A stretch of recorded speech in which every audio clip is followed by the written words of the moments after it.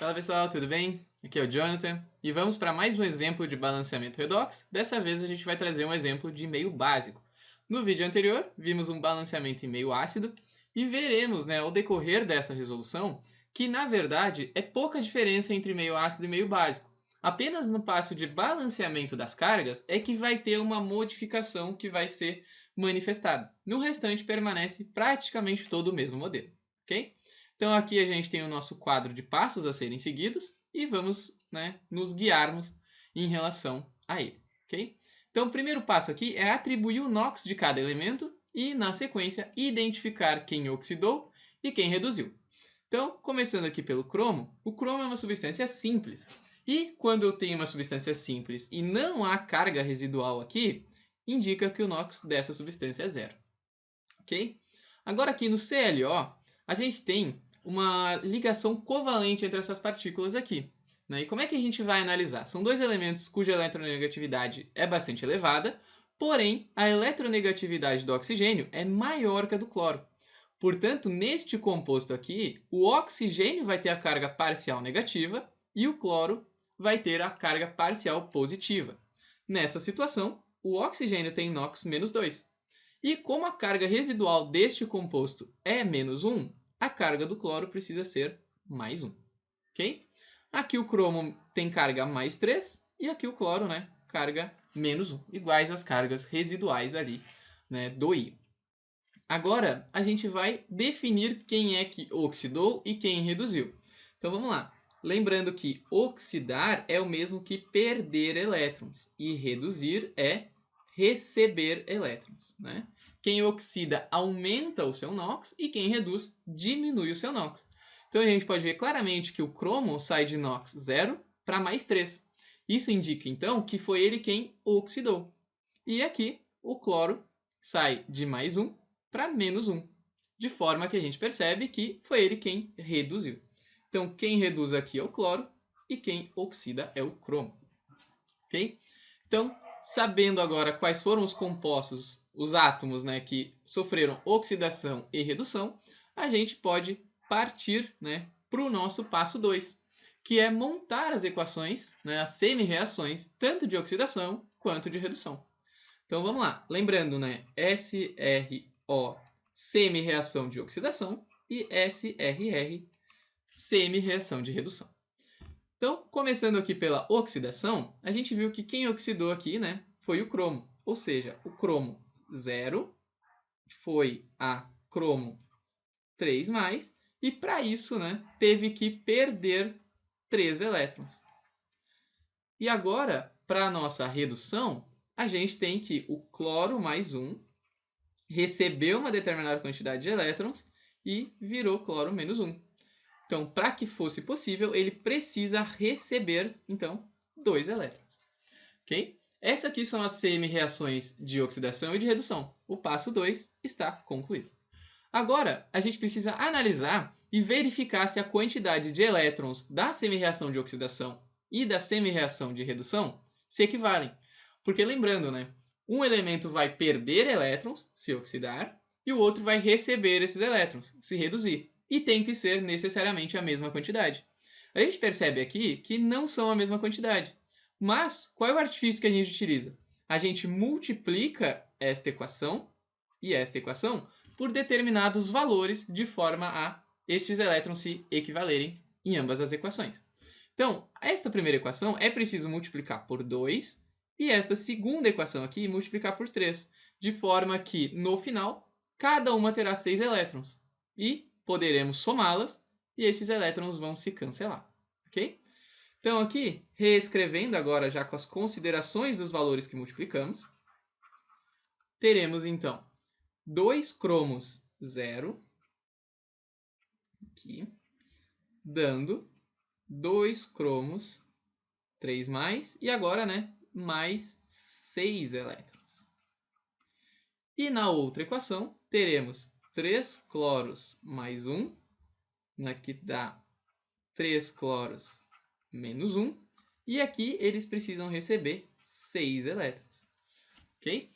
Então, a gente percebe aqui que agora sim as quantidades de elétrons estão iguais e somando elas, a gente cancela. Portanto, a equação global, né, deste balanceamento, destas semi-reações, no caso, a gente vai ter 2 cromos 0 mais 3 cloros mais 1, dando 2 cromos mais 3 mais 3 cloros menos 1. Ok? Então, aqui, terceiro passo já está concluído também. Agora, o que a gente precisa fazer? Quando a gente fez a análise de quem oxidou e de quem reduziu, a gente considerou somente o átomo que estava sofrendo o processo, e não o composto como um todo. Então, neste passo agora, a gente precisa reestabelecer os componentes iniciais. Ok? Então, aqui, o cromo era o próprio cromo metálico, né? Agora, aqui, a gente tem que este cloro mais 1, ele está na forma de ClO-. Então, o que a gente precisa colocar é restituir aquela substância lá do início, ou seja, 3ClO-, ok? Então, aqui, o cromo 3+, era somente o cromo 3+, e o cloro era somente o cloro menos 1, ok? Então, reestabelecidas as substâncias, o passo está concluído. Agora, o próximo passo é balancear os elementos à exceção de hidrogênio e oxigênio. Então, a gente pode perceber que a gente tem cromo e cloro, e ambos já estão balanceados. 2 cromos aqui nos reagentes, 2 cromos nos produtos.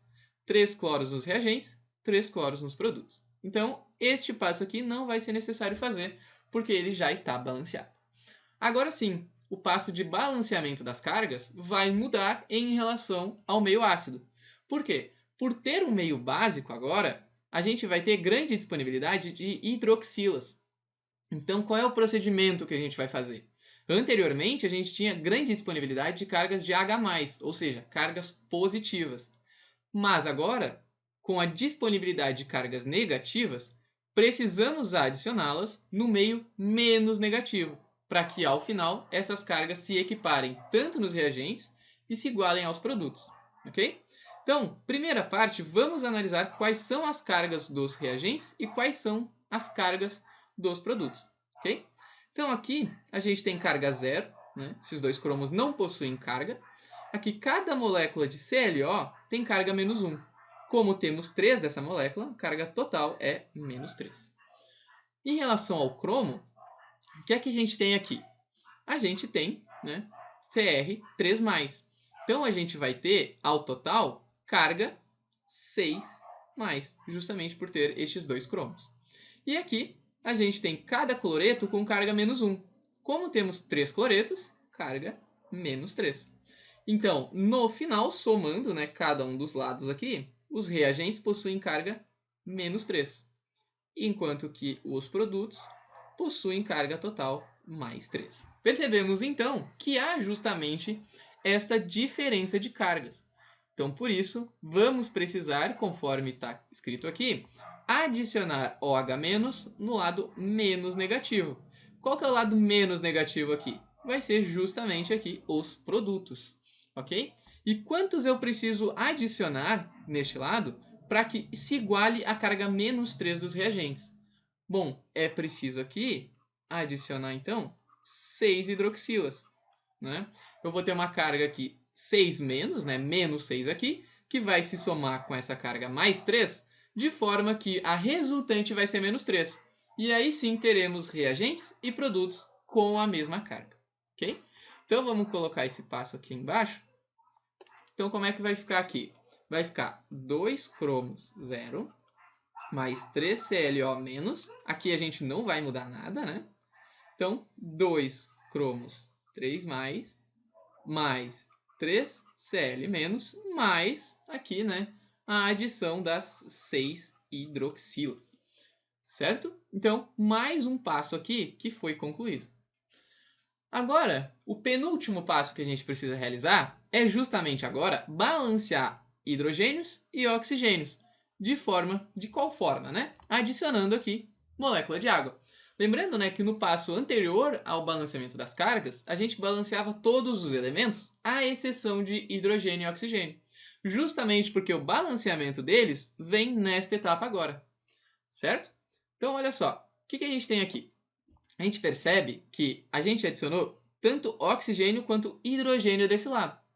E se a gente analisar aqui os reagentes, a gente percebe que não há nenhum hidrogênio. Então, o que a gente vai fazer? As moléculas de água precisarão ser adicionadas justamente no lado dos reagentes. E quantas vão ser necessárias? Bom, a gente percebe aqui que a gente tem 6 átomos de hidrogênio. E cada molécula de água possui 2. Então, no total, é preciso ter 3 moléculas de água aqui nos reagentes. Então, como é que vai ficar aqui? 2Cr mais 3Cl-. Agora a gente adiciona as 3 moléculas de água, né? E os produtos permanecem da mesma forma. 2Cr3+, mais 3Cl-, mais as 6 hidroxilas. Ok? Então, o passo, né, o penúltimo passo, foi concluído. E por fim, o que a gente faz? A gente faz, né, a correção, a gente averigua se está correto o nosso balanceamento e, se necessário e se for possível, a gente já aproveita e faz a simplificação dos coeficientes. Ok? Lembrando aqui, né, que esta simplificação deve nos fornecer os menores coeficientes inteiros, certo? Então, vamos lá, vamos fazer a conferência separando por reagentes e produtos. O que a gente precisa ter? A quantidade de átomos dos reagentes precisa ser igual, né, à quantidade de átomos nos produtos. Então vamos lá, começando aqui. Nos reagentes a gente tem 2 cromos, além de 3 cloros. E aqui a gente tem 3 oxigênios nesta molécula aqui, né? Cada molécula tem um, como temos 3 dessa molécula, temos 3 no total. E também cada água tem um oxigênio. No total, temos, né, 3 moléculas de água, portanto, mais 3 oxigênios. Então, 3 oxigênios do ClO-, mais 3 oxigênios da água. Isso aqui resulta em 6 oxigênios. E, para finalizar, temos aqui que cada molécula de água tem 2 átomos de hidrogênio. Como temos 3 moléculas de água, teremos no total 6 átomos de hidrogênio. Agora vamos para os produtos, para a gente comparar depois. Nos produtos, temos 2 cromos aqui também. Então, aqui os cromos estão balanceados. E, partindo para o próximo elemento, temos aqui 3 cloros, assim como temos nos reagentes. Então, esta parte também está ok.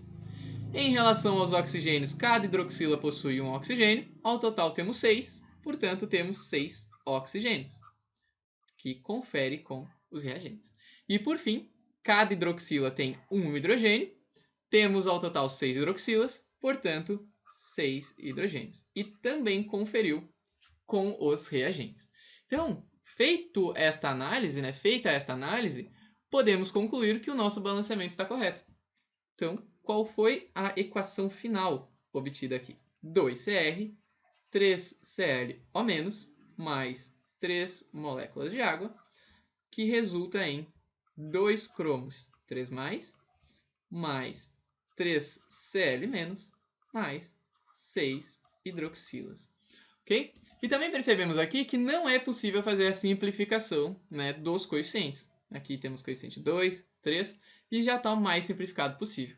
Então a nossa resposta final é justamente essa equação mesmo. Tá certo, pessoal? Espero que tenha ficado claro. Qualquer coisa também entre em contato conosco, que a gente está disponível para ajudar. E também, né, vejam os próximos exemplos de outros casos que podem aparecer. Tá certo?